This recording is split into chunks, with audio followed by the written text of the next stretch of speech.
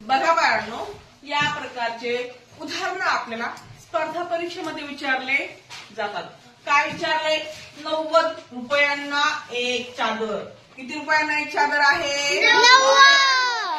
5 चादरींची किंमत किती?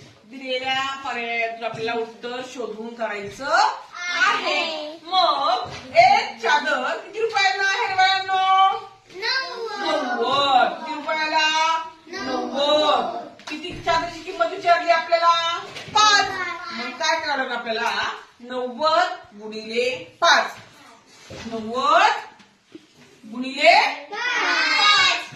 आता 5 शून्य 0. 5 9 45. किती उत्तर आलं बाळांनो? 450 आलेलं उत्तर पर्यायामध्ये आहे का?